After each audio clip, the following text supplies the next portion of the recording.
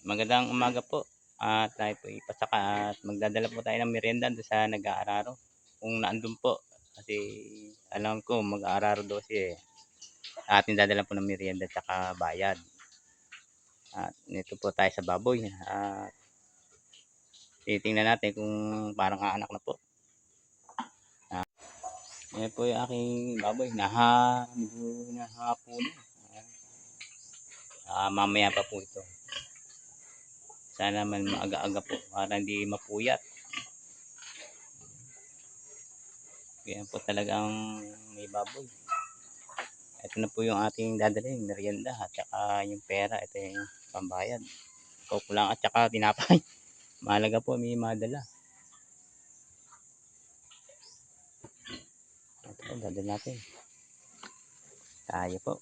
Saka.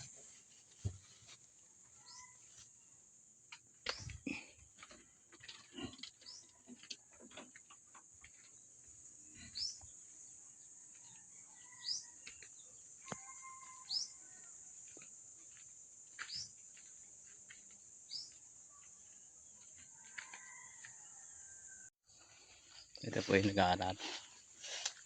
Pre!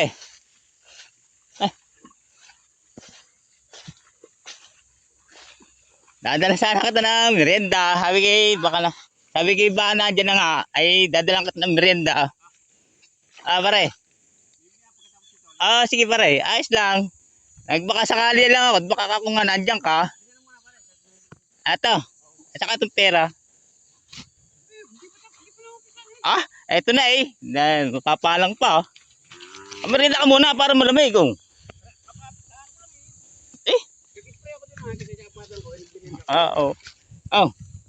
Yung bayad mo, tsaka yung ano. Ayos lang yan. Yung pare, yung kunay, nakuha ko na yung bin. Sabi ko, naandun pala sa bahay, ay mabuti na din si Diet. Ay nabili na ako na, bali ko na 29 kilos. Pare? Di. Tapos mo na ito dito. Sige, ayos lang yan. Wala kang problema yan. Dapat mo ng tubig din eh. Ayos lang yan pare, kahit kailan. Basta malagay nagkausap tayo sa pag-aararo. Ang hirap kasi ay yung kalabaw ko kasi ay buntis, sa anak na ngayon. Ay hindi man daw nagagamit yun doon. Ay baka ako mapwersa. Ay sayang na may buntis. Sabi ko nga umanak mo muna bago mo gamitin para sigurado ba. Ayun gano'n. Ewan ko, ginagamit-gamit daw niya. Sabi ko mo lang persahin. Pre. Salamat ha. Okay na yan. Sa libo. Okay na. Sige. Dali na ako. Sige. Sige, kahit na ko na. Pumahinga ka muna. Mainit ako. At bukas na lang maga. Makapayapay yung kalabaw para malakas.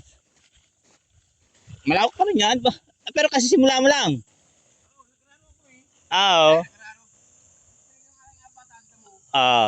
Pre.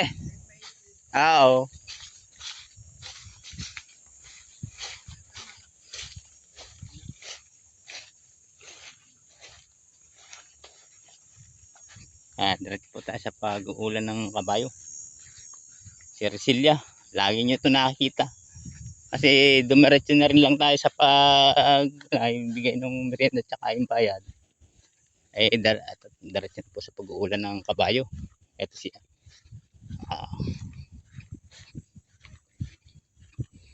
Siguro to habang nandito pa rin ka ba, makikita kita nyo ito. Kabayong ito. Malaki kasi karanasan ito, kabayong ito. Nadisgrasya siya, sa linggo siyang walang kain. Mabuti, nabuhay pa. Kaya malaki karanasan. Kaya hindi ko rin humalis. Dahil sa karanasan niya. Kasi nabuhay.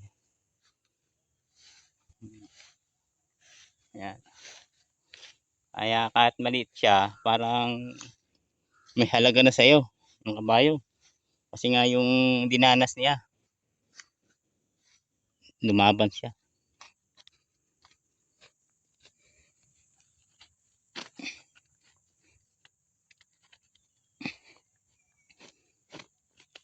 Yung ganito po sa bukid.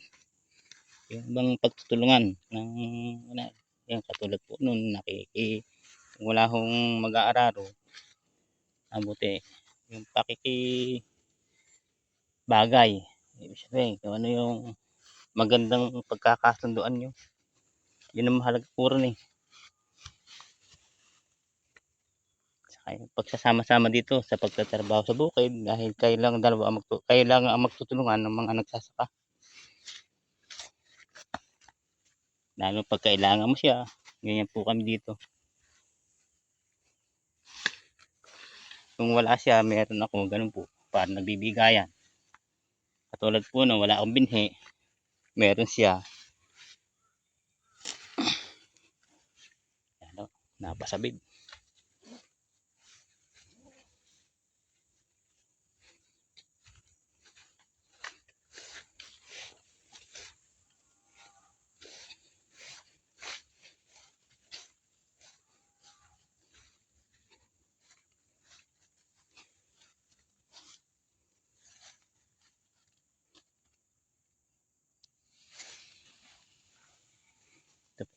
Ito po, katulad po nito.